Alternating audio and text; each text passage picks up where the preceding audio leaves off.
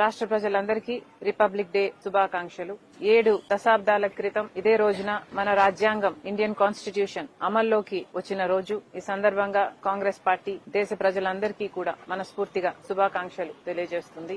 భారతదేశ రాజ్యాంగం భారతదేశం ఒక స్వయం పరిపాలిత దేశంగా, ఒక సోవరీన్ రిపబ్లిక్ డెమోక్రటిక్ కంట్రీగా ఎస్టాబ్లిష్ చేసింది మన రాజ్యాంగం. ఈ రోజు ఇంత విభిన్న దేశం, ఇన్ని మతాలు, ఇన్ని కులాలు, ఇన్ని భాషలు, ఇన్ని ప్రాంతాలు ఉన్న దేశాన్ని ఒక్కటిగా ఉంది అంటే దానికి కారణం మన రాజ్యాంగం. అలాంటి రాజ్యాంగాన్ని మనమందరం గౌరవించుకోవాల్సిన అవసరం ఉంది. ఈ రాజ్యాంగాన్ని రూపొందించింది డాక్టర్ బిఆర్ అంబేద్కర్ గారు. వారికి మరొకసారి కాంగ్రెస్ పార్టీ మనస్ఫూర్తిగా కృతజ్ఞతలు చెబుతోంది. రాజ్యాంగాన్ని రూపొందించడంలో అయితేనేమి, దేశానికి స్వాతంత్రం తేవడానికి చేసిన పోరాటంలో అయితేనేమి, స్వాతంత్రం తర్వాత దేశాన్ని నిర్మించడంలో అయితేనేమి, వీటన్నిటిలో కాంగ్రెస్ పార్టీ పాత్ర ప్రధానం. కానీ ఈ రోజు మన దేశాన్ని పరిపాలిస్తున్న పార్టీ బీజేపీ పార్టీ. మహాత్మా గాంధీని ఒక విలన్ గా చూపుతూ ఆయనను చంపిన గాడ్సేకి గుడులు కడుతోంది బీజేపీ పార్టీ. మతం పేరుతో, కులం పేరుతో కలహాలు రేపుతూ పరిపాలన చేస్తుంది బీజేపీ పార్టీ. దేశ సంపదని తమ దోస్తులకు కట్టిపెట్టే ప్రయత్నం చేస్తుంది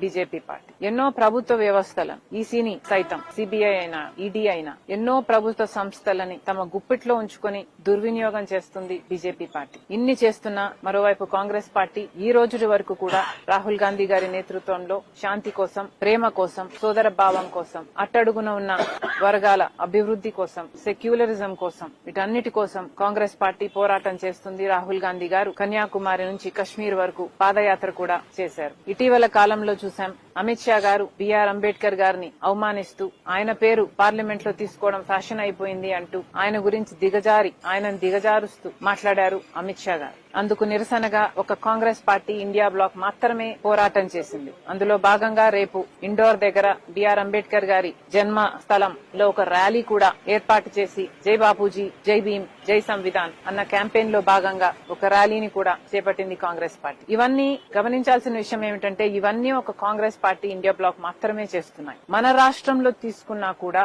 మన రాష్ట్రంలో ఉన్న 2 పెద్ద పార్టీలు, టీడీపీ అయినా వైసీపీ పార్టీలైనా, ఈ 2 కూడా అదే బీజేపీ పార్టీతో జత కట్టిన పార్టీలు. బీజేపీ పార్టీ మన రాష్ట్రానికి, మన దేశానికి ఎంత అన్యాయం చేసినా, ఒక పార్టీ టీడీపీ పార్టీ పొత్తు పెట్టుకున్న పార్టీ, కూటమి ప్రభుత్వం ఏర్పాటు చేసిన పార్టీ అయితే, ఇంకొక పార్టీ వైసీపీ పార్టీ అక్రమ పొత్తు పెట్టుకున్న పార్టీ. మన రాష్ట్రానికి బీజేపీ పార్టీ ప్రత్యేక హోదాతో సహా ఏ ఒక్క విభజన హామీ కూడా నెరవేర్చనప్పటికీ కూడా చంద్రబాబు గారు అదే బీజేపీ పార్టీతో పొత్తు పెట్టుకున్నారు. తమ స్వప్రయోజనాల కోసం, తమ రాజకీయాల కోసం, రాజకీయ అవసరాల కోసం. ఇది వరకు కూడా 2014లో కూడా చంద్రబాబు గారు పొత్తు పెట్టుకోవడం జరిగింది. విభజన హామీలు బీజేపీ విస్మరించడం జరిగింది. మళ్లీ అదే పార్టీతో, అదే బీజేపీతో చంద్రబాబు గారు పొత్తు పెట్టుకున్నారు అంటే ఇది రాత్రి పడిన గుంతలోనే మళ్లీ పగులు పడ్డం కాదా? చంద్రబాబు గారు రాష్ట్ర ప్రజలకు సమాధానం చెప్పాలి. మరోవైపు వైసీపీ జగన్మోహన్ రెడ్డి గారు ఎప్పుడూ తెర వెనకాల బీజేపీకి, మోడీకి దత్తపుత్రునిగానే వ్యవహరించారు. అక్రమ పొత్తు పెట్టుకున్నారు. రాజశేఖర్ రెడ్డి గారు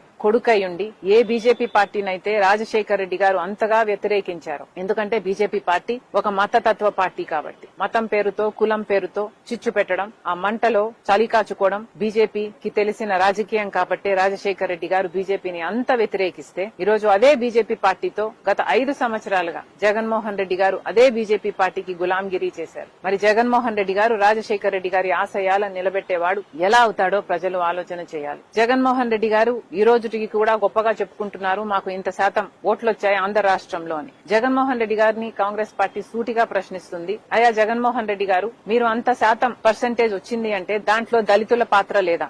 ఎంతమంది దళితులు ఓట్లేస్తే మీకు ఆ పర్సెంటేజ్ వచ్చింది? మరి ఈ రోజు బీజేపీ అమిత్ షా గారు అంబేద్కర్ గారిని, దళితులని అవమానిస్తుంటే మరి మీకు కృతజ్ఞత భావం కోసమైనా మీరు ఆ దళితుల పక్షాన అంబేద్కర్ గారి కోసం ఒక్క మాటైనా మాట్లాడారా? ఈ రోజు కులగణన చేయమని కాంగ్రెస్ పార్టీ డిమాండ్ చేస్తుంది. కానీ కులగణన చేస్తే ఎక్కడ దళితుల పర్సెంటేజ్ బయటపడుతుందో, ఎక్కడ రిజర్వేషన్లు పెంచాల్సి వస్తుందో అని బీజేపీ పార్టీ చేయకపోతే అందుకు వ్యతిరేకంగానైనా జగన్మోహన్ రెడ్డి గారు ఒక్కసారైనా మాట్లాడారా? దళితులకు సమాధానం చెప్పాల్సిన అవసరం జగన్మోహన్ రెడ్డి గారికి ఉంది. 175 అడుగుల అంబేద్కర్ స్టాచ్యూ కట్టేస్తే సరిపోతుందా? దళితుల పక్షాన నిలబడాల్సిన అవసరం లేదా? అసలు దళితులే అంటరాని వారిగా దళితుల అభివృద్ధిని అంతగా తొక్కేయాలని చూస్తున్న బీజేపీ పార్టీతో మీరు అక్రమ పొత్తు పెట్టుకున్నారు. తెర వెనకాల మద్దతిస్తూనే వచ్చారు. ఆఖరికి అంబేద్కర్ గారి జరిగిన అవమానం కొద్దీ మొన్న పార్లమెంట్ లో ఫ్లోర్ ఆఫ్ ద హౌస్ లో కూడా అవమానం జరిగితే ఒక్క కాంగ్రెస్ పార్టీ కొట్లాడింది తప్ప టీడీపీ గాని వైసీపీ గాని ఒక్క మాట కూడా మాట్లాడలేదు.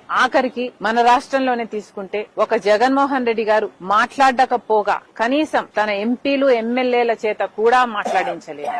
మరి ఇది అన్యాయం కాదా అని అడుగుతున్నా. ఎన్ని రిజర్వ్డ్ సీట్లు ఉన్నాయి మన రాష్ట్రంలోని, పోనీ ఆ రిజర్వ్డ్ సీట్ లో గెలిచిన ఎమ్మెల్యేలు ఎంపీలైనా వైసీపీ పార్టీకైనా టీడీపీ పార్టీకైనా చెందిన వారు ఒక్కరైనా దళితుల ఓట్లు తీసుకుని గెలిచిన వాళ్ళు ఒక్కరైనా అంబేద్కర్ గారికి అవమానం జరుగుతుంటే మాట్లాడారా? దళితుల పక్షాన నిలబడ్డారా? మన రాజ్యాంగాన్ని రూపొందించిన గొప్ప నేత అంబేద్కర్ గారు. అలాంటి యుగ పురుషుణ్ణి అవమానిస్తున్నా కూడా ఈరోజు టీడీపీకి వైసీపీకి చీమ కుట్టినట్టయినా లేదు. మళ్లీ చెప్తున్నాం, ఇదే బీజేపీ పార్టీ అధికారంలో ఉంటే రాజ్యాంగాన్ని మార్చే ప్రయత్నం చేస్తుంది. ఇదే బీజేపీ పార్టీ అధికారంలో ఉంటే రిజర్వేషన్లు కూడా ఎత్తేసే ప్రయత్నం చేస్తుంది.